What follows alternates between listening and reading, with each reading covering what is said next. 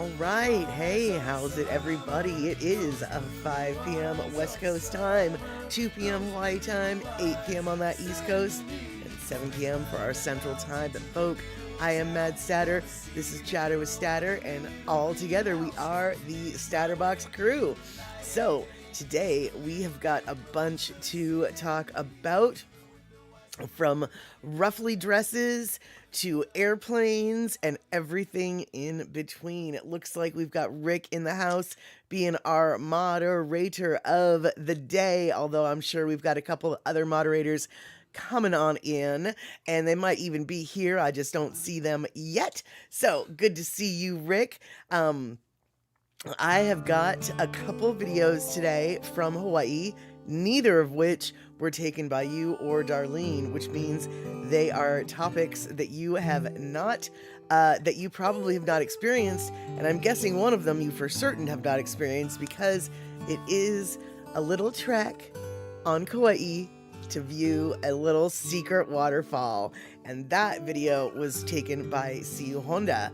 And then we've got another video that you might be familiar with because maybe in real life you've been there.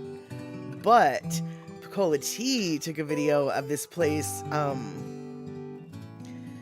Let's see here. She took a video of this place, and we're going to see the place. I don't remember what the place is called, so we're not going to tell you now. But it's okay, because in the video, it shows a picture of the place. So it's all good. All right, we've got Pussycat. We've got Andre. We have got Elaine in the house. Excellent. All right, now that the party is thinking about being started, let's get it started.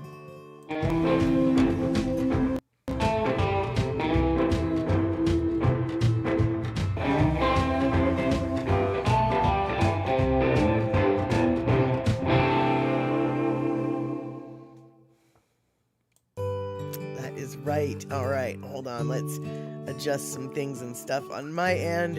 Perfection. Okay. So now that Elaine is here, I figure maybe we can start off with a little bit of fun and spirited things. Just a great picture that we heard about this project for It Feels Like Infinity, mostly because sewing ruffles like that on dresses takes infinity time. And that, my friends, is what Elaine had been spending the last infinity days doing, was taking like 8 trillion miles of fabric and sewing ruffles on 4 trillion miles of skirts. So the fabric was doubled out and even double poofier.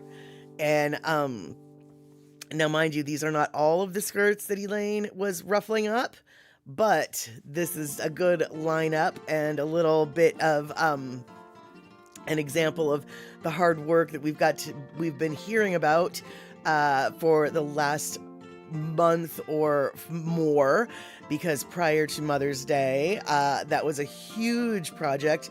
I can't quite remember the yardage that was mentioned.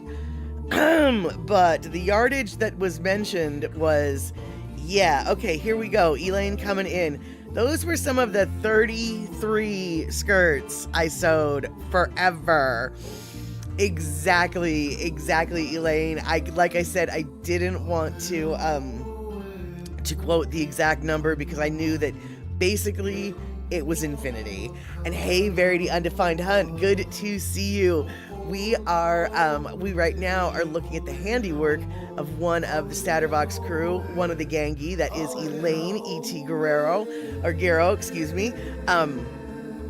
33 skirts she sewed for the event. I believe it was Mother's Day. And I have to say, even though I love the print of these skirts, I really, honestly, these skirts couldn't be more perfection in my mind. The color scheme, the pattern, everything. However, I think, Elaine, I would go a little insane after like running through all that. That's a lot of pattern. That's a lot. That's an intense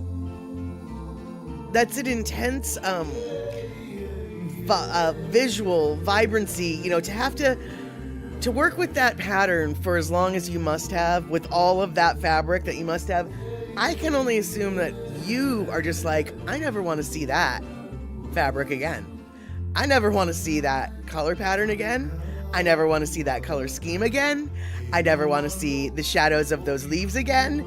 Oh my goodness, because it is a little, it's very busy, I guess is what I'm trying to say. And so you've got these little busy ruffles, which are twice as busy as the skirt.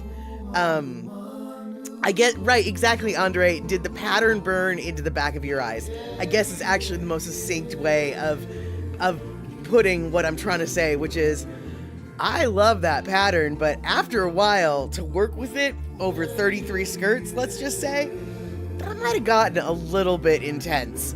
Already we know it was a little bit intense. Because we got to hear you talking about how, well, I've still got 85,000 more skirts to go.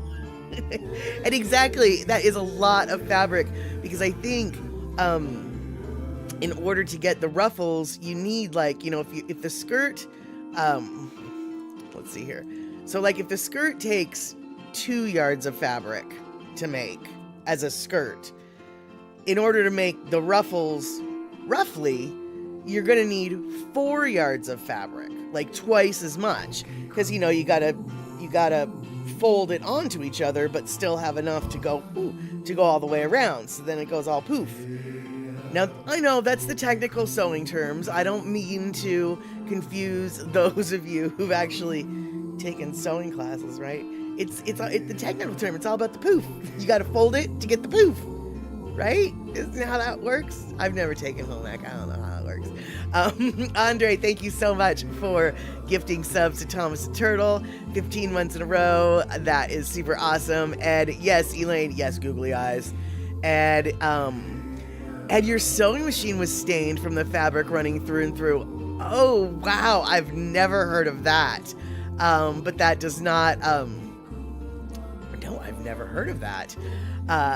And let's see here. Okay, so Elaine is coming in with the real numbers, which same concept, which is 4 yards of skirt, 8 yards of ruffles. So yeah, you need twice as much for the thingamabop. And, oh, yeah, that's a lot. That is a lot. That is just some beautiful craftsmanship right there. We're going back to look at that. Yeah, I'll tell you what. I'm assuming it's a halau that you were working with, and I hope that they really, really understand and recognize the value of the work and the talent that they have at their disposal, because not every organization has people who have that capability, and fewer and fewer people know how to sew. Fewer and fewer people are taking home economics or other sewing classes. Quite honestly, I don't know any other place other than home economics that you would learn sewing, other than an extra, I'm gonna pay somebody to teach me to sew. At school, home ec, right? That's where you learn how to sew, right? And I don't even think schools offer home ec anymore. Hey, Shock, good to see you. It's okay that you're late. You're repairing a pair of slippers, fluffy ones. Leather, gonna go get stabbed. Oh, good. Leather fluffy slippers are the best. I'm assuming they're fluffy on the inside and leather on the outside. Unless, of course, you want everybody to think you're a fluffy bunny on the outside, and then you want your feetsies to be all tough and leathery. There's no fun in that. Your feetsies want to be fluffy, and you want that leather to be on the outside, so people think you're tough. Because everybody who wears slippers is a tough person, right? Right. And let's see here. Andre, you may have been the last generation to get home economics and typing in junior high. We didn't have typing in junior high. We did have typing in high school, and I did take it. So I'm about 10 years, I think, behind you, maybe-ish. So we still had that. Home economics, though, was definitely a junior high thing, and that was it. I don't think we had it in high school. And if we did, it was definitely called something different. And yeah, I definitely don't know. I definitely don't think. I feel like before I graduated high school, my junior high got rid of home ec. I don't think typing ever gotten rid of, because I mean, typing on typewriters for sure gotten rid of, but I don't think typing ever was abolished in schools yet, right? Because we've got computer reasons to know typing, right? And let's see here, Elaine coming in. So the other ladies that jumped in didn't know how to ruffle, right? So they didn't finish the skirts. So first time on stage was not Mayday as wanted, but a Mother's Day show. Oh my, got it. And let's see here. Oh, okay, all right. Shock, that's nice. You're trying to fix your spouse's utterly destroyed LL Beans, which he refuses to toss.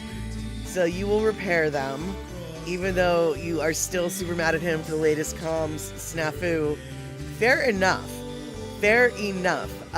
Shock. In fact, I feel as though next time he goes on a little trippy trip or whatever, beforehand, like it or not, you're going to go to 7-Eleven, you're going to buy the guy a burner phone, you're going to prepay, you're going to fill it with 120 prepaid minutes, and it'll last him for the next 10 flipping years, and you're going to give it to him, and you're going to say, here's your phone number, my phone number's already in here, and you're going to give him that look. Seriously, dude, I bought you a burner phone, now go use it. Goodness gracious. And Andre, yeah, I know that computer people didn't type well in the beginning. They hunt and pecked, but trust me, man, the kids don't hunt and peck anymore. I mean, I can type at my fastest maybe 60 to 70 words per minute, and I get smoked by some of the kids that I've seen at coming in to help at my office. It's just like, damn, boy, my ears are, can't even handle how fast that clicking's going. So, yeah, no, I think they still do typing. I do think they still do typing. And, let's see here, Verity Undefined. Yeah, we were just talking about this. Home economics and all the vocational classes are totally gone. Yeah, exactly. Like I said, the home ec class in junior high, I think, was gone, long time ago. And what they did in my school, at least in high school, was they replaced it with a lot of business classes, like small business classes and this, that, and everything. So you were still getting economics in its own way, but definitely not the same way. And Gina, good to see you. And let's see here, it looks like Andre, we're talking about the demise of home ec in schools right now. And I was pointing out that even though Elaine has the talent to finish the skirts with the ruffles, look at all those ruffles. That's all Elaine's handiwork there. Not everybody knows how to make a ruffly ruffle, as Elaine knows, because a lot of ladies helped make the skirts, but none of them but Elaine knew how to make the ruffle on the skirt. And so, Elaine, I'm not trying to tell you how to live your life, but I'm thinking you might need to teach a lady or two how to make some ruffles and just be like, here, on the off season, use this extra fabric and you go practice. Go practice now, because next season we're going to need more ruffles. And one day, I might not be here to teach you how to do the ruffles, or one day you might piss me off and I just don't want to teach you how to do the ruffles. So while we're in neither of those days, how about you learn how to do the ruffles? Because Elaine, you are clearly someone, not everybody holds that knowledge, right? I mean, if you were the only one that could do it, you need to become a little bit of a, the Kumu Elaine when it comes to the sewing, the ruffles, you're the ruffle Kumu. Kumu ruffle Elaine. That's what you will be, right? And Andre, let's see here. You had a radio station class in Berkeley, and you had to learn how to do radio, but we did not transmit. We learned splice tape, cue, record, blah, blah, blah. Yeah, that sounds cool. Yeah, and actually, there is a high school in the Seattle area. I want to say it's like in Auburn. I'm going to say it's in Auburn, but don't quote me on that. But not only does their high school have a radio station, their high school has a radio station. Like, it broadcasts over the airwaves. Everybody can listen to it. And it is, I can't remember the call letters. Oh, I want to say it's C89. It is like, oh, you know what? I'm a liar. It's not a high school. It's a community college. And it's Green River Community College, and it is in Auburn. But they've got their own, they do have their own radio station. And it is considered one of the best school-run, radio station programs. You know what? I feel like it's a high school. I'm going to have to look into this before I tell you everything, but I'm going to tell you everything even though I don't know nothing. It's either high school or college, or maybe it's both. Either way, C89, nationwide recognized radio station for whatever kind of radio station it is. And I'll tell you, man, they definitely, if you want to know what the kids are listening to, that is what you need to listen to, is the C89. That is where a lot of, the up-and-coming stuff gets broken on C89. Yeah, so there you have it. And, let's see, WCWM, William and Mary College radio station. Your spouse is the engineer of record. Got it. That doesn't surprise me at all. And, let's see here. Rick bragging about how you went to a trade and tech high school back in the dark ages. They had a semester full of bouncing from shop to shop just to try them. Oh, that sounds awesome, dude. Yeah, we need something like that again, for sure. And Verity coming in with college radio is the best. Yeah, it's either the best or the worst. Some college radio shows are just like, oh, kill me now. I remember at my college, there was some shows that were really good to listen to, but other shows were just like, are you kidding me right now? I'm actually listening to you urinate on the radio for 25 minutes straight, which granted they weren't, they were just pouring water. Really silly stuff. That was kind of a waste of time, but hey, whatever. And let's see here. Pussycat, you actually took a typing home ec and woodshop plus was in DECA because I had a job. Pussycat, what is DECA? I feel like I know what DECA is. I feel like one of my friends was in DECA. Oh, what is DECA? Pussycat, help me. Let's see here. CNHC Class C High School Radio. Okay, here we go. Andre, it's come in. CNHC Class C1 High School radio station based in Seattle, Washington, is the world's oldest, still remaining dance music station. Yes, C89. That is it. And they are high school. Then there's another one. And this one is the Green River Community College, and I can't remember what their call station is. But yeah, C89 high school station. I'm not just making stuff up. Andre coming in with some fact checking. There we go. And then, Elaine. Okay, so you're not the only lady who sews the Ruffles. Right. She got COVID, so things were cattywampus. Got it. And Distribution Education Club of America, says Pussycat. Thank you. I doesn't mean anything. DECA sounds way more familiar than what it stands for, but I do feel like, honestly, I think I went on a DECA field trip, even though I didn't belong to DECA.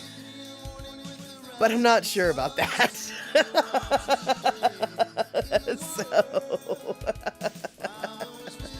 there you go.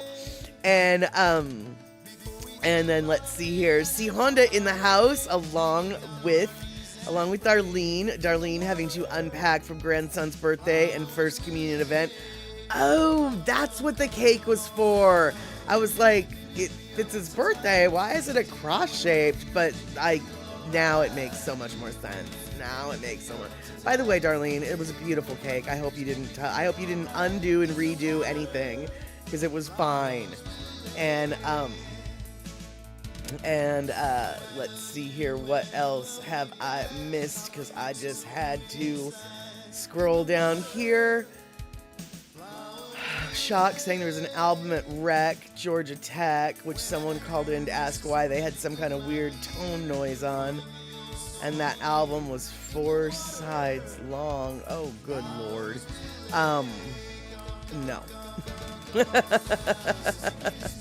And Andre, you don't want to know the mascot of the Green River College. I don't know what the mascot is, but I can tell you that college has been around longer than you've known about the Green River. Yeah. And Verity Undefined Hunt. Where does cattywampus mean? Oh, you mean what does it mean? I always thought it just meant, well, kind of hamajang, just all messed up before things changed and got all different and all messed up. That's kind of how I look at it, but I don't know, actually. I mean, I've just used it the way my hick dad used it.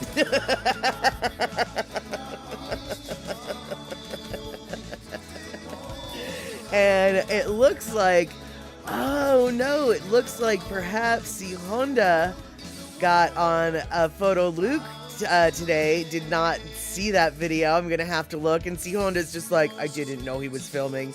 And Rick's like, always assume PhotoLuke is filming for sure. And okay, so Andre, definition: askew, awry, kitty corner. Cattywampus is a variation of cattywampus, another example of 19th century American slang. In addition to askew, cattywampus may refer to an imaginary fierce wild animal. Oh, or it may mean savage, destructive. Okay. And let's see here. Okay, Pussycat, it was about teaching you working skills. You had a job, so you were able to come to school and leave early to work my 12th grade year. Got it. Then yes, I'm 99% sure it was a DECA field trip that I went on, even though I didn't belong to DECA. So, okay, yes, I'm 99.9% sure then. So, my friend belongs to DECA. The head of the DECA club decides that he wants to take the DECA club to the Edmonton, the biggest mall in the world, because at the time it was the biggest mall in the world, in Edmonton, Alberta. And so he organized a field trip, but they needed X amount of people to go. And they didn't have X amount of people to go. And I think they were like one short. And so I was like, hey, Mom. And so my best friend was like, you want to go? And so I was like, hey, can I go, Mom? And so it was just a weekend trip, like a 3-day trip or whatever. So we went up there. I think maybe it was like a Saturday, Sunday, Monday, Tuesday trip. Saturday and Tuesday were the travel days. Sunday was supposed to be our free day, and Monday was when we were going to be meeting with whoever.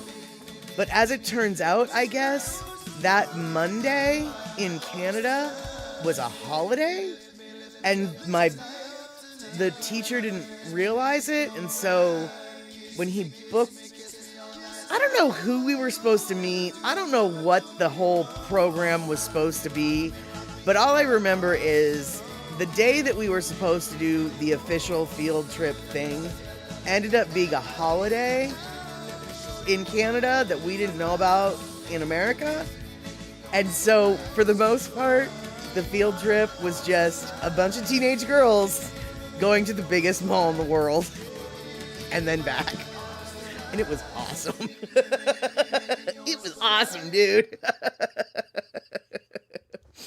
And let's see here. So, here everybody's trying to give tips on how to avoid getting in PhotoLuke's videos if you ever meet up. Nice. Oh, that's so cute. Andre, yeah, I guess nowadays you have to explain malls to kids too. Yeah, I actually hadn't really thought about that. Seeing at the time, it was so crazy, you know? So, I don't know, you guys, if you've ever... I'm pretty sure there's a bigger mall now, the Mall of America, that's in Minnesota. But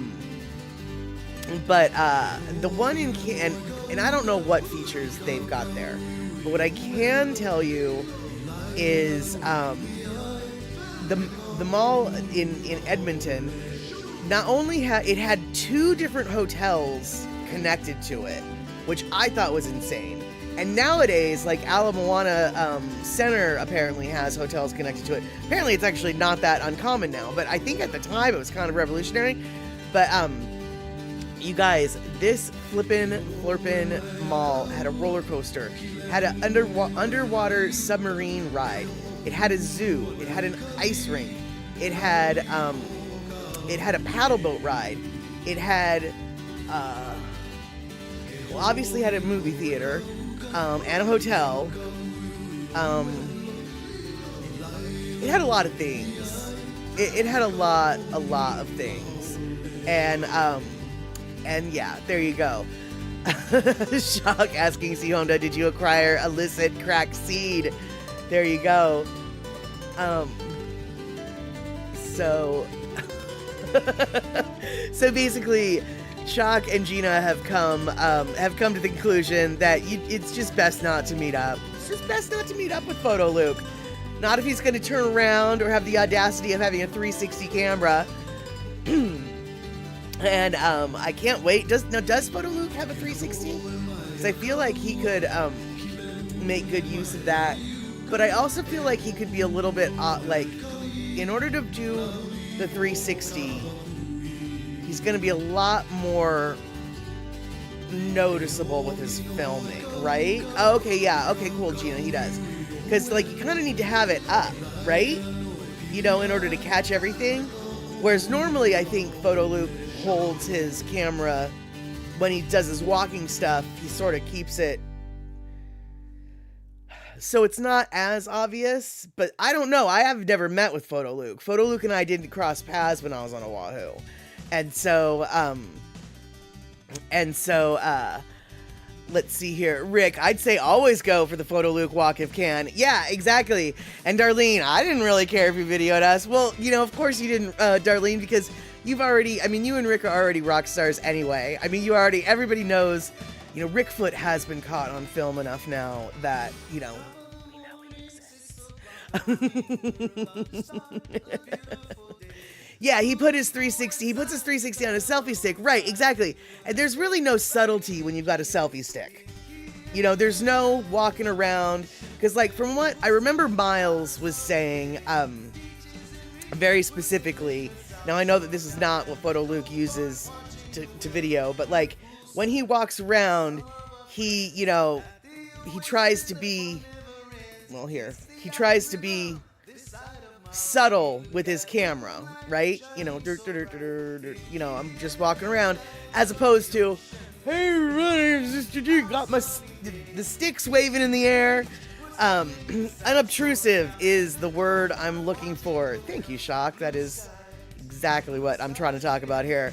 Whereas selfie sticks, it's kind of hard to be unobtrusive when you've got the big old selfie stick. And yeah, a GoPro on the short stick. Yeah, exactly. That's just like what I've got in my purse, actually. And so, let's see here.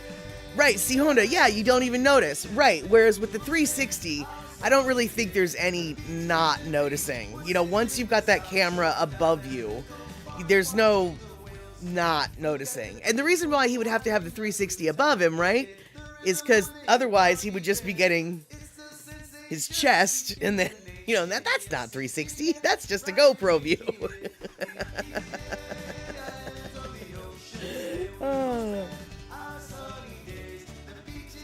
So, let's see here. Shock, you need to keep your writing chops up. Gotta first read for someone soon. I don't even know what you mean. When those words are put together like that, they confuse me. I don't understand. And so let's see here, Charlene. God dang it, Darlene. This is the second time or maybe even third time I've called you Charlene, and I don't have any idea where the hell, where that is coming from. Pardon that slip, you guys. Darlene, forgive me. What? Anyway, Darlene, not Charlene, Darlene says, yep, Luke said the same thing when we were walking and talking, trying to, stay unobtrusive, as it were. And yeah, I shockingly, yeah.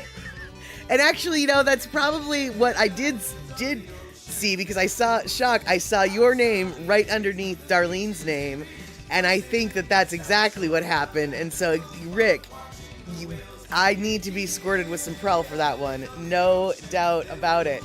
That was definitely sorry about that, guys. I do actually know how to tell you apart. In theory, you have no reason to believe me at this point, but I do actually know how to tell you apart. No Pokolotee, definitely no wine, not enough coffee, might be it. And let's see here. Yeah, Verity, you're guessing proofreader. I'll go with that because that makes maybe the most sense-ish. Maybe. But okay, so we're talking about PhotoLuke and his videos. We saw, hey, Gil Soto, howdy, good to see you. You're coming in right at the shifting of the gears. Earlier, we were talking about Elaine and the amazing talent she has for sewing, basically. Then we were talking about PhotoLuke and how awesome his videos are. And then we got some pro tips from people who've been in PhotoLuke's videos on how to avoid being in PhotoLuke's videos, which is walk behind him. But now we are going to watch a video that our very own Pokolotee gave us, and it is a place called City Market. And this video is of a place that Rick and Darlene might have gone to, maybe? I don't know. Where is this place? I don't know. I'm going to assume it's on Oahu. That much I will tell you. But other than that, I don't know. So, let's take a look at this little city market and then be envious because we all want one in our town. But before we do that, Andre, thank you for gifting a sub to First Square One, Fire Square. Thank you for gifting the sub to person's name I don't know how to say. All right, now we're gonna watch Pokolotee's video. Boop.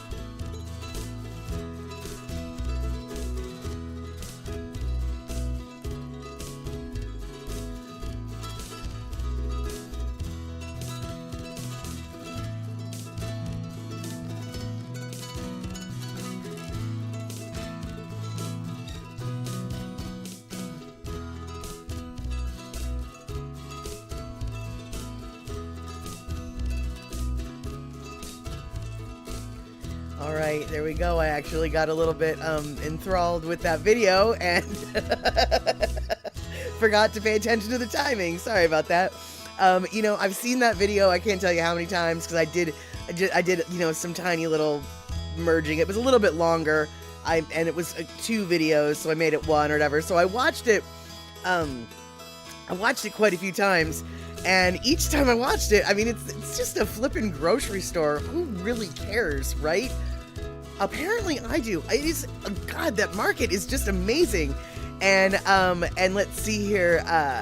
Darlene, how come no one told us about this place? It looks good, well stocked, but still going to be pricey. I was a bit shocked at some of the prices we saw and paid for a while on the island compared to the prices in Wisconsin, but Oahu is an island in the middle. Yeah, exactly. And Andre, no, I love a store like that too. Absolutely, yeah. And the great thing though, to me, Darlene, is with stores like that, especially when it comes to the produce, it's like, chances are that produce, you know, that was, especially at the beginning, because it was like, you know, there was literally like, you know, the Pena farm, you know, and it's like, here's the Pena farm's produce. So it's like, first off, you know it's probably fresher because it hasn't been shipped. It probably was grown on the flippin' island.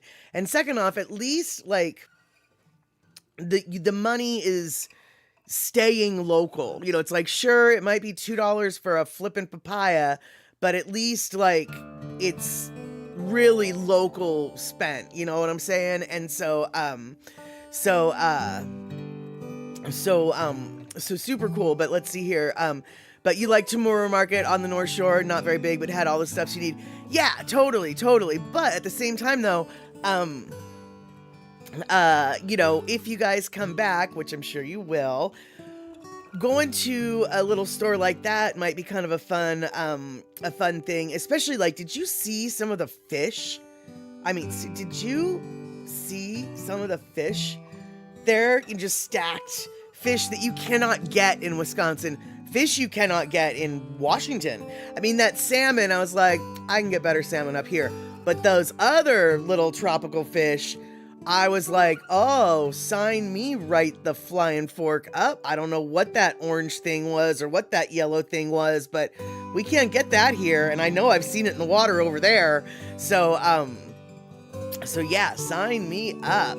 So, we need to figure out where the marketplace or the whatever is at City Market is.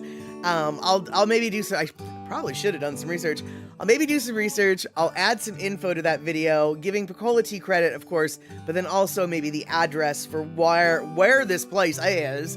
And yeah, maybe we need to all make a little trip there to the that little outlet to see what they've got, because yeah, that's a hidden gem.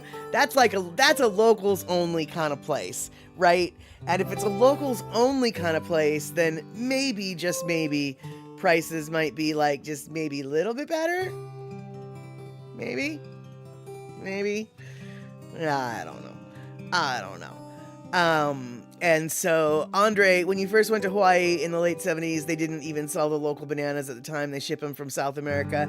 Well, yeah, if they don't have the banana plantations, but, you know, when you've got those little farms that have their own little whatevers, every little farm has their own thing now, you know, and so I'm not so sure that the apple bananas have a lot of plantations in South America. I think the apple bananas are kind of a Hawaiian thing still, though.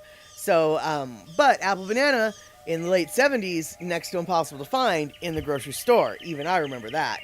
And so, so let's see here. All right, so that is, so we've got 2 of 3 Statterbox crew productions that we're going to get through. 2 of 3 have been gotten through. Now we've got C Honda's addition to it. And I know that Rick and Darlene did not go here. I know for a fact they did not, because it's not on Oahu, it's on Kauai. So we are going to go find the Hidden Falls.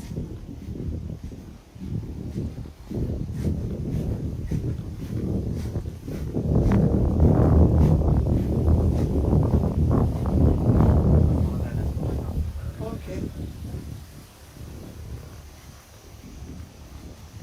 No fall. No fall. That's a lookout.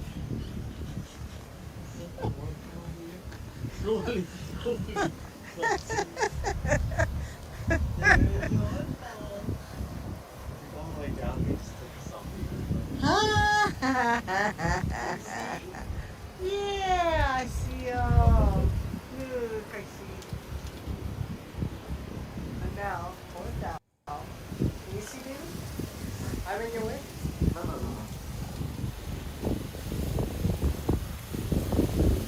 Ooh, look at that.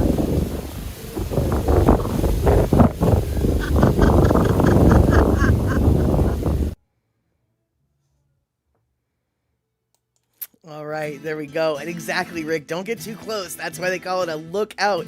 That's exactly what I was thinking the first time that I saw that. I was like, oh, I think you need to stop going so close. I think you need to stop now. I could. I guess I'm afraid of heights, even when I'm not in the high spot. So, Darlene, really pretty. Where is this again? Somewhere on Kauai, and that's all I can tell you. Not because I'm keeping it a secret, but because that's all I know. See, Honda, on the other hand, she knows more than me. Now, if she wants to give away the secret, she has the key. But see, Honda will have to tell you where that was. Other than, I can confirm it's Kauai. I can confirm that. But that's about all I can do.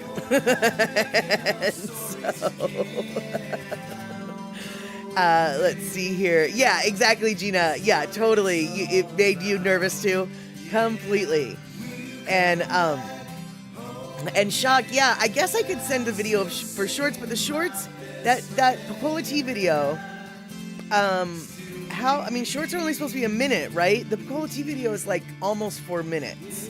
So I don't really know how to make that better.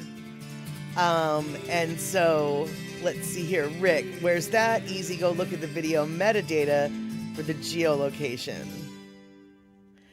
Shock, no, not that video, would be good for a shorty. Yeah, okay.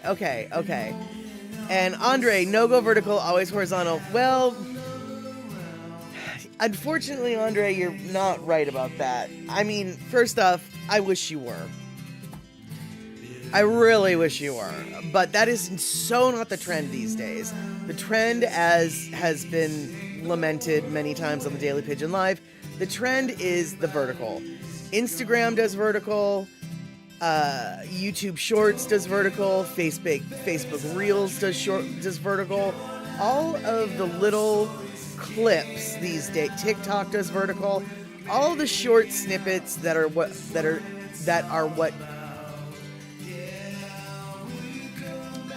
what's trending on the interwebs today is all this vertical stuff. The shorts, the reels, the clips, the TikToks of this. Those are all what is getting traction on the internet. And like Shock, she's been trying to get me to do shorts, because I have, to put it in the most basic terms, and obviously, Shock, I think, I don't think you're gonna get offended by me saying this or using this as an example, but Shock doesn't have as many followers as I have. She doesn't put out as much content as I have, right? But she has got some shorts on her channel that have got thousands upon thousands upon thousands of views. And so she is tapping my shoulder on a weekly basis for very good reason. She knows I need to be tapped every week anyway. But she's just like, dude, you need to get on the shorts. You need to get on the shorts. You need to get on the shorts. As you can see, just over 1,000. No, I'm bragging. I'm inflating your numbers there, Shock. Okay, just over 1,000. Either way, I don't have anything that is close to 1,000 views on my videos. Not even close to 100 views. And so the shorts are what's getting people's attention. The shorts are what is coming up on people's feeds. The shorts are what the algorithm is pushing. And so logically, Shock is like, well, if you put out some good shorts, you might get some more followers and blah, blah, blah. Because, as Shock is saying, but she's getting a lot more subs now. And so actually, what I just said might be a total flippin' lie. back in the day, Shock might not have had more subs than I did, but as of this very moment, she might have more subs than I. And if she does have more subs than I, it's truly because of the little shorts that she's putting out. And by the way, I don't mean little shorts as though like, you know, I mean, they're meant to be little. They're shorts, you know, it's because of the shorter videos. And so, even though Andre, in theory, from a cinematic point of view, yes, we always want this, it's not what the public wants. Public wants this. And Pussycat, I almost did the color change last night, but then I got distracted and went to bed. And so do the color change on the dolphin picture as a short. I don't know if I can do that, but that does inspire me. So we'll figure something out. That you just planted a seed. So cool. Thank you. And let's see here. Okay, Shock, you just have 55 or so at last check. Nowhere near mine. Well, it's not like I think I've got like 140, dude. I mean, it's not like it's not like my YouTube numbers are astronomical. Let's see here. Gina, you did horizontal with the cherry blossom photos. Honestly, Gina, I don't remember, and please take no offense. Those photos were looked at when my brain was at its full bandwidth capacity, and I cannot pull that file from my brain memory register as easily as I wish that I could.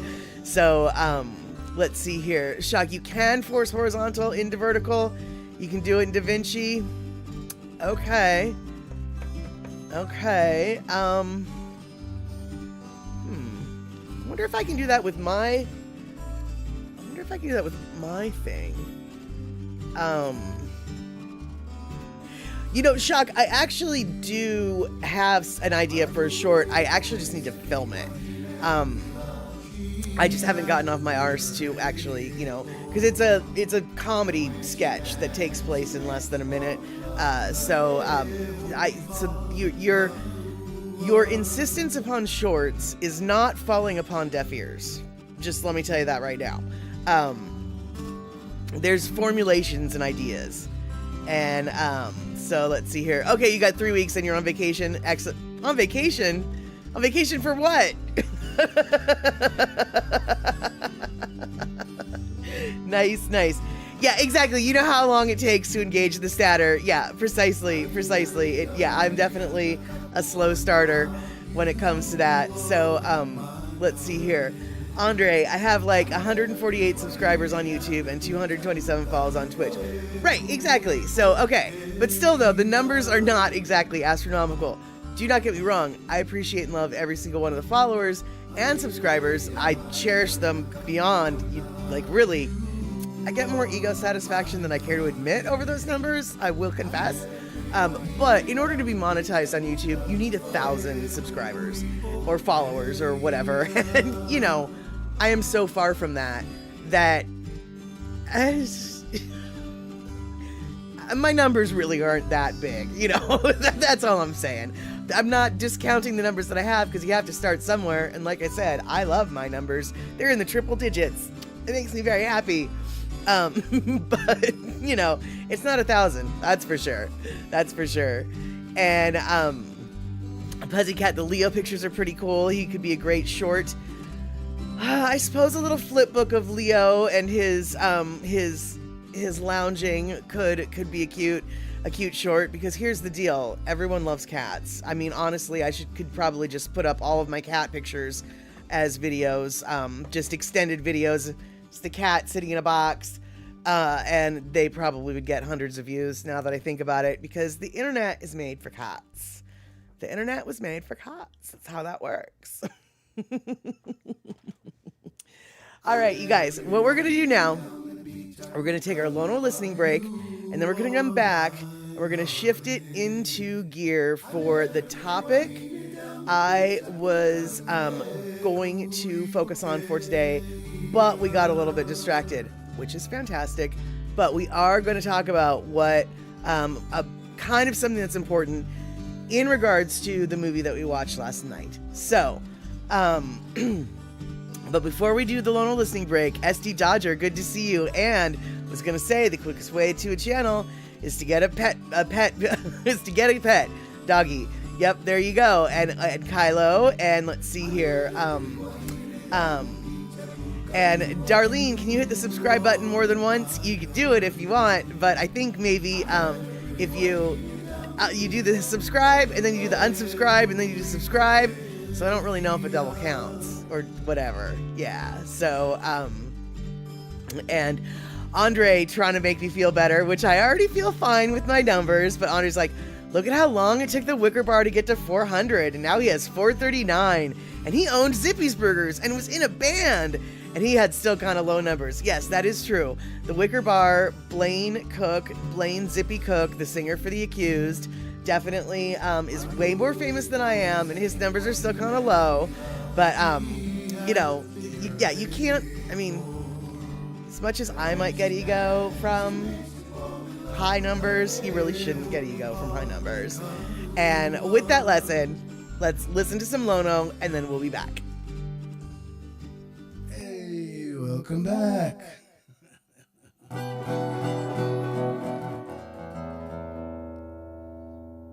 Let's go.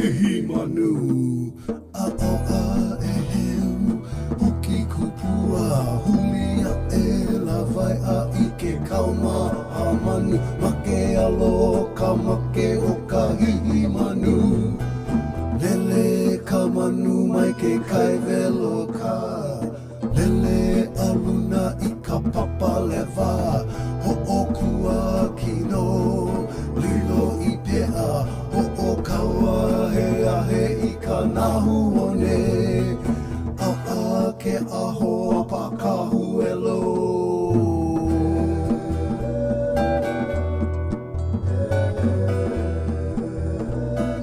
Hihimanu Huki ka manu huki koke honua Moki ke aho ho aulele ka pea O na ihe O manu heva, o ka eheu hula ka ili, hauli ka pea I ka laina vai vai, paku ke kupua, paku I ke one, o kua kino lilo I kanaka, au he e kupua, au he e pui vai.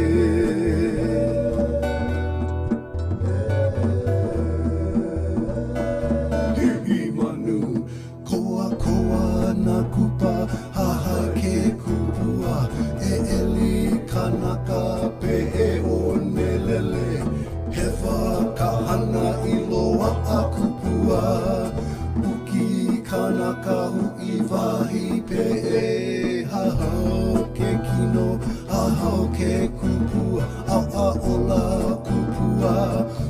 ke kanaka I ka awaloa I koi pu'uone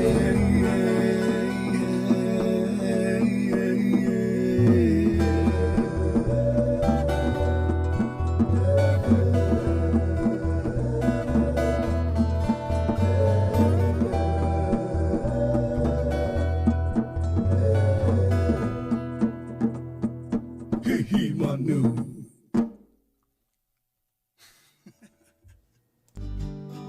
Okay, there we are. All right, so back to the brass tacks. Let's see here. Oh, Pussycat, they just shot up the Artemis rocket today with a crew of 4 people. Wow, of course, you happened to, did you get to watch the launch, I guess? You get to see it all from your back porch, it sounds like.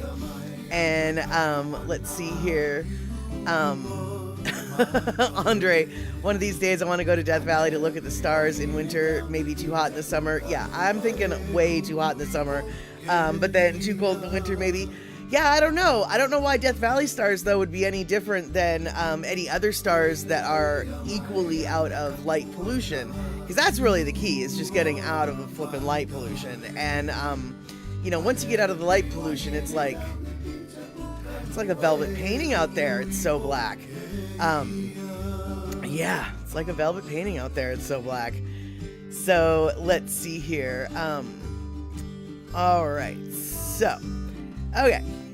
So now, we have lately been talking about the Holukea, which, by the way, Hokulea, sorry, I didn't mean to say that wrong. The Hokulea, by the way, this, I don't know what filter they have with this, but I can only assume that this picture was taken with some kind of filter, because this picture looks like some kind of painting to me. But this is a picture taken on, I believe, May 19th. Shog, it's called a humidity filter. Okay. It was taken on May 19th in Juneau, and as you can see, the water was glassy still. And beautiful, beautiful picture. So I wanted to grab it while I could. And I wanted to bring it up because, as we know, the Hokulea is going to be coming down the southeast coast of Alaska to do some things and stuff. And then they're eventually going to be circumnavigating the globe. Or excuse me, not the globe, just the Pacific. And I was hoping that when the Hokulea was going to head back down into Seattle would be around the same time as the Paddle To Muckleshoot. And the Paddle To Muckleshoot coming this summer is happening with these tribes on this map. This is the route that it's going to take. However, that is not the case. The Paddle To Muckleshoot and the Hokulea, their trips to Seattle are not going to coincide. Bum deal. But that's okay. We'll survive. We will survive. The Muckleshoot paddle, however, though, is an amazing paddle, and they're going to be ending up in Seattle right around the 23rd of, I believe it's the 23rd or so of July. And what this paddle is one of the largest indigenous gatherings in the world. And it happens almost every year. The last few years, it has been canceled. I think we know why. And so this year's the first year back. So people are very excited about the whole thing. And exactly what? A map? You better believe it. In fact, Rick, this is going to be like the first of, I think, 5 more maps that we're going to be going over later on. So buckle in, baby dolls. We about to go down some maps. And let's see here. Let's see. Okay, so Rick and SD are talking about some nightmare traffic. Well, we're not going to have nightmare traffic from the paddling, because paddling only takes so much space in the water. Cars, on the other hand, different story entirely.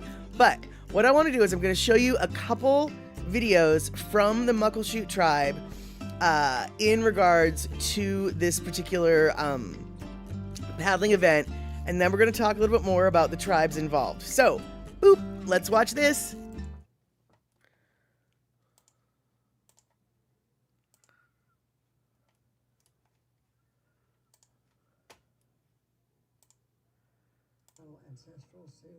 waterways, as they have since time immemorial, for a week-long celebration of heritage and culture hosted by the Muckleshoot tribe. Honoring warriors past and present, the Muckleshoot people will welcome them to their traditional homeland on the shores of Elliott Bay. Canoe Journey 2023, Paddle to Muckleshoot.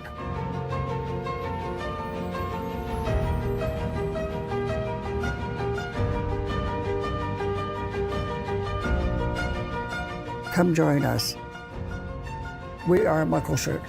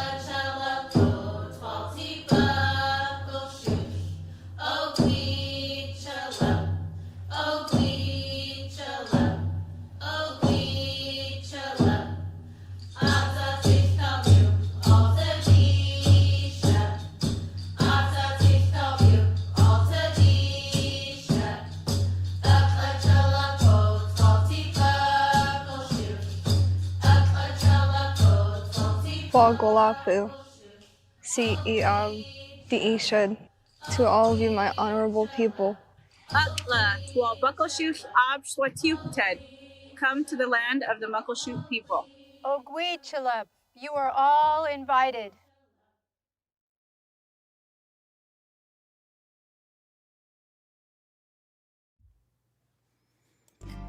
All right, so I did air, not July 23rd, July 30th is when they will be landing on Alki.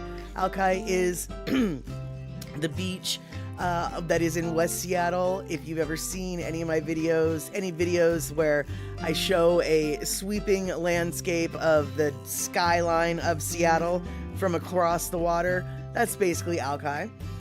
Technically it's not, but that's basically Alki.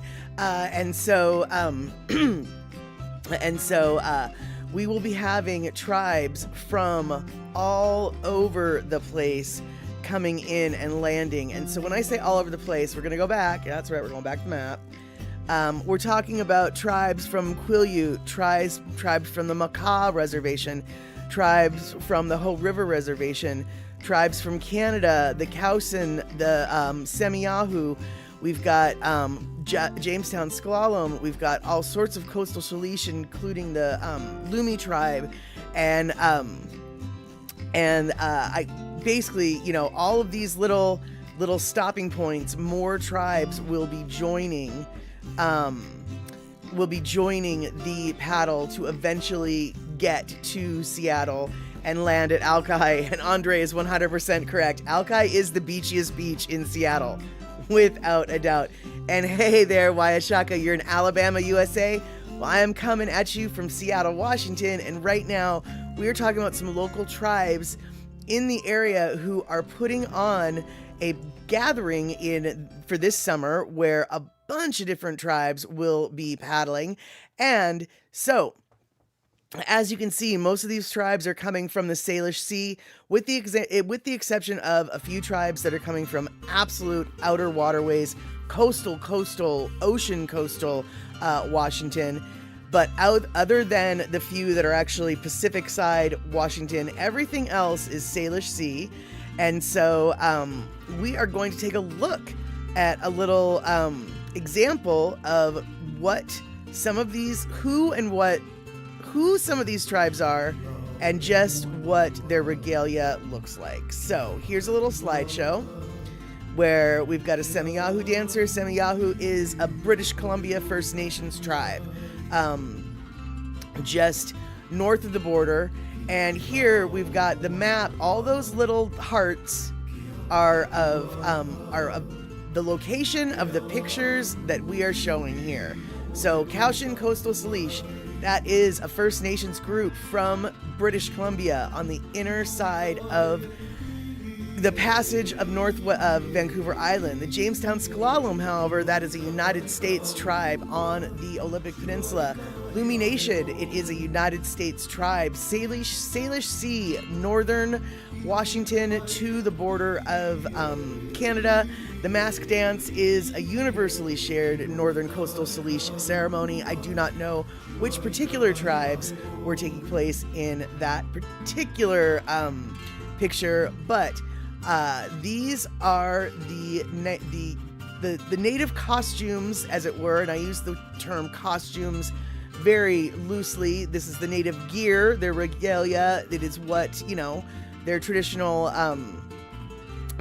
wear is. Now, obviously, not every native person wears these types of ceremonial things on a daily basis because, we have, natives among us that don't dress like natives. They dress like us because they're going through everyday stuff. But when you have a fancy event, you need to put your fancy pants on. And this is basically some fancy pants, is what I'm talking about. Now, these are the Salish tribes the Salish Sea tribes that are taking place in the paddling. I don't believe any Alaskan tribes are taking place in the Paddle to Muckleshoot, but I'm not sure. However, the South East Alaskan tribes like the Tlingit, the Haida Gwaii, etc., they look an awful lot like this. This is what the Haida men look like. And then we've got a multitude of tribes represented in this picture. Tlingit, Haida, Tsimshian, and I don't know how to say the last one, so I'm not going to. Now, Tlingit and Haida right here, different tribes, but very, very similar gear, because basically the gear is very functional to the weather, and they share a lot of the same weather. And so these are the people of the South East Alaskan Native Americans. And the reason why I bring this up is because last night I watched a movie that had a very problematic scene in it for me. And so we're going to revisit that problematic scene. We're going to talk a little bit about it. So this is real deal, non-Hollywood, legitimate tribal representation. Okay? What I'm about to show you is not. Yeah, so I think we maybe are all on the same page with that whole situation, right? Yeah, so this particular movie, as I stated before I played it last night, that scene was why I was not going to show it at all. But I also was like, you know what, perhaps there's a reason for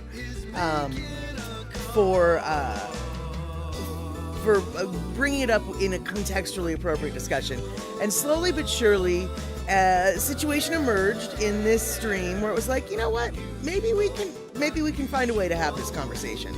And so, Rick, come again. Since this is the 2009 movie, didn't they have any cultural advisors on the set? Honestly, Rick, I feel like they might have. And here's the deal. Or if they didn't, they should have.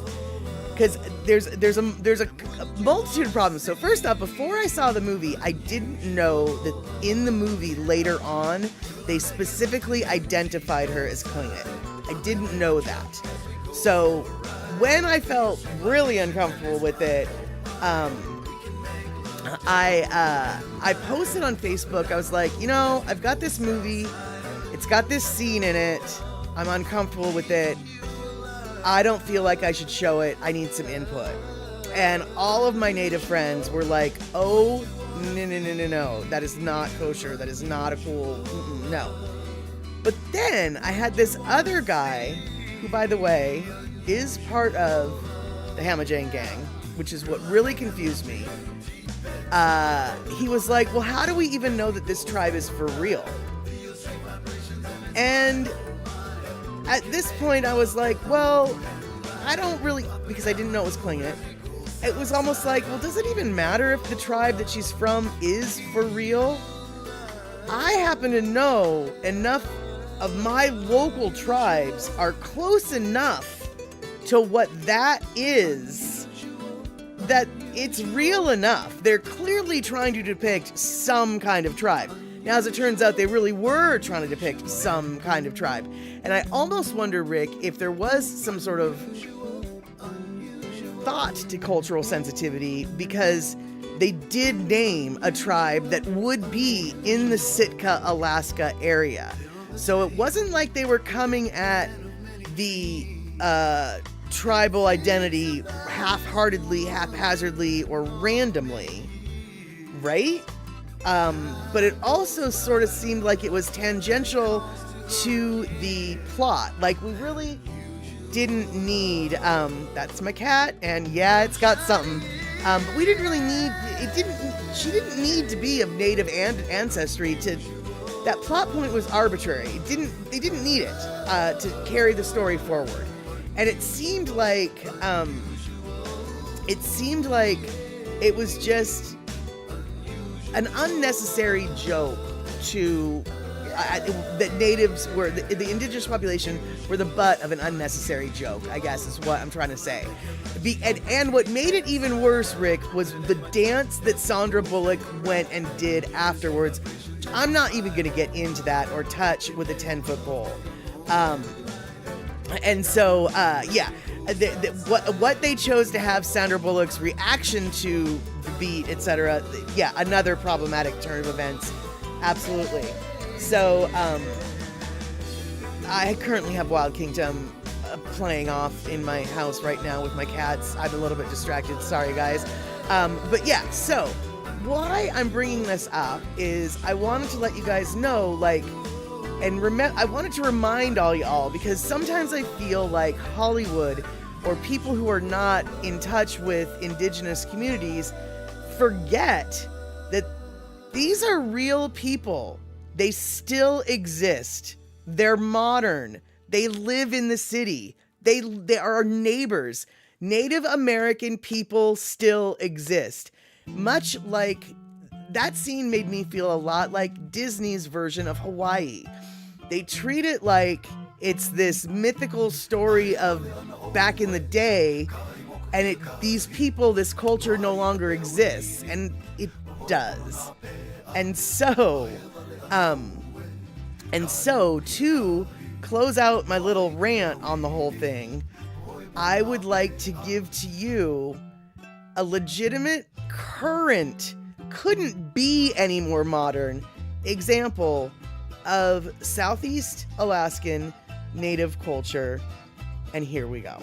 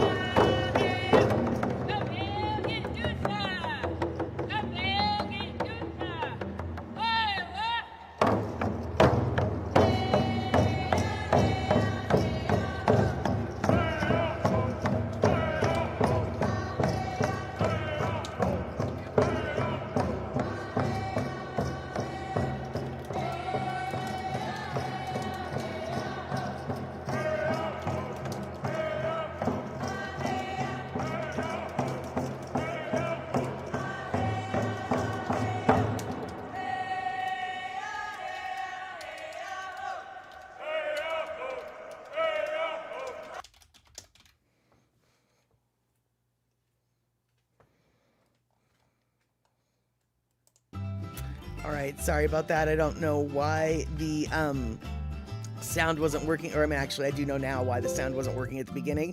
And we can watch that clip again if you want with the sound on the entire thing. But I think that we got enough of the sound to know and hear what a legitimate tribal chant and dance and ceremony might sound like versus what we were exposed to last night in that movie with Betty White, of all people, to be a Native American representation, which that in and of itself is problematic. Now, granted, if you do the math, which I did, by the way, she would have only been, I think, like 1/8 Native by her recounting of the genealogy in that movie. So, you never know once you've got the, 1/8 Native, 1/16, 1/32. Native Americans can start looking an awful lot like white folk. In fact, one of my best roller derby friends, who is Southeast Alaskan Native, has bright red hair and freckles. You would never know by looking at her. You'd never take a look at her and go, oh, she's clearly of indigenous, origin. But nope, she is, man. I think she's like, 1/4 or even 1/2. I don't really know what her lineage is, but, yeah. But she's got bright red hair and all freckly. And Pussycat, why are they doing this by the airplane? Because it is a ceremony blessing the airplane, because that airplane is the latest in the Alaskan Airlines fleet. It is based out of Juneau. It was designed by an indigenous artist of that, I don't know if it was of that tribe, but it was of a Southeast Alaska Native tribe. And basically the Native community is in approval of this particular machine, and so they're blessing it. And it has, I don't know if it's taken its inaugural flight yet, but full of passengers, that is. But as we discussed on a couple other streams ago, that particular plane, called the Salmon People, is the newest, and it's sort of the flagship, as it were. And so basically it was a blessing ceremony. And so and E-Music, right, they're blonde Hawaiians. Yes, exactly. And so, yeah, so you wouldn't necessarily know, you don't have to look stereotypical to be of, an indigenous population, as it were. And so, and Andre, yeah, Betty White has done so much good in her career that I'm not holding her choice of roles, as it were, against her in this regard. I just feel like the writers of that story really unnecessarily included her as an indigenous character. I just,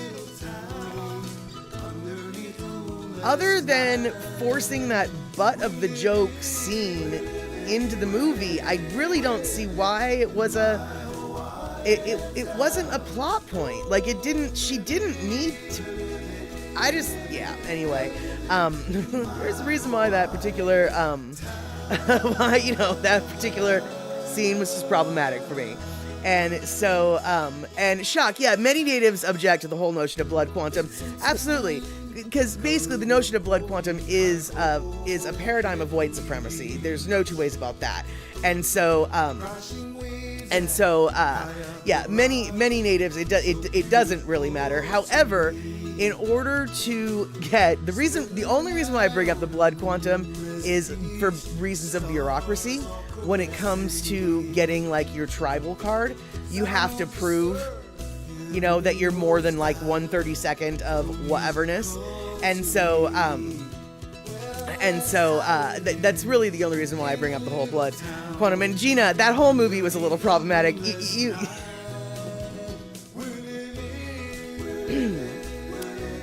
I agree. But we're just going to talk about this one particular scene. So let's see here. So your hair turned blonde on the ends, red in the middle when you were a kid, and stayed at the beach too long one summer. Oh, I'm not at all surprised, Andre. Not even close to surprised. I mean, even black hair can bleach in the sun. And so let's see here.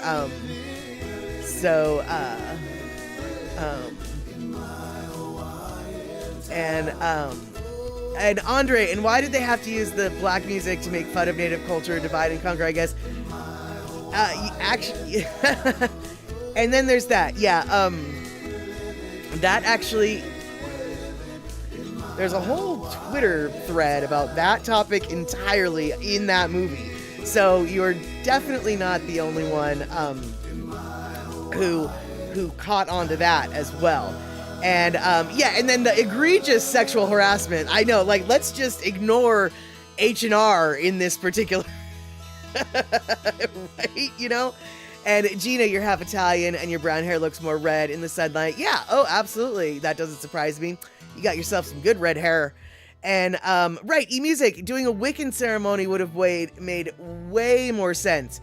Offensive perhaps to those who identify as Wiccan, but not a cultural offense, so to speak.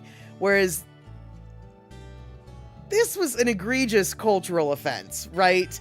And so I just, like I said before I showed the movie, I knew that there was a problematic scene and we were going to be dissecting it. And so that is the point of today's stream, basically.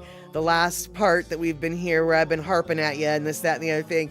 I wanted to bring back the reality, which is Native Americans, First Nations people, Indigenous people still exist. They're not a thing of the past. They're not make-believe. Their culture isn't some magical Wizard of Oz stuff. I mean, when she threw that powder into the flippin' fire to make it all Wizard of Ozzy, I just... It's so trite. And Hollywood has had such a history of doing this type of thing. They are getting better. But ultimately, and it sounds like, you know, I'm preaching to the choir here because it sounds like a lot of you guys last night we're witnessing that scene through the lens in which I was hoping to bring to you, which is, look at those kind of Hollywood depictions with some side eye, because 9 times out of 10, it deserves side eye. And, you know, and Andre, Travis Thompson, Buryan local and great rapper and Native as well. So yes, they do exist even today. Exactly. They exist any place, anywhere, not just on the reservations. There's city Indians too. Chances are, you know, you work with or, you know, have gone to school with some sort of Native American and you didn't even know it. They're not some mythical creature of the past. And so, so there you go. That was basically the lesson for today. I took you to Sunday school, even though you guys didn't agree to it, but y'all stayed around anyway, and I appreciate that so much. I appreciate you guys, because this really was, the last half of the show really was one big soapbox that I tricked y'all into. But you know, whatever. You know how I love my soapboxes, and there you have it. So, so it is the bottom of the hour, which means we are going to wrap things up. And first off, before I wrap things up, I want to just make something go away, but it won't go away. Why won't it go away? Stop. Oh, I don't know what happened. All right, well, I guess I won't make it stop. Yes, and I did warn you. I did warn you guys. That is for sure. And so, gosh dang it, why can't I make this go away? Ugh. Okay, I guess I'm not going to make anything go away. So, we are going to bid adieu to each other today. And tomorrow, hopefully, we will see each other on the Daily Pigeon Live with Andy Bumatai and James Monet. And if we don't see each other tomorrow, well, then I gosh darn hope to see each other 4 p.m. West Coast time on Wednesday. That's 1 p.m. Hawaii time, 7 p.m. on the East Coast, and 6 p.m. for our Central Time folk. So, all right, there we go.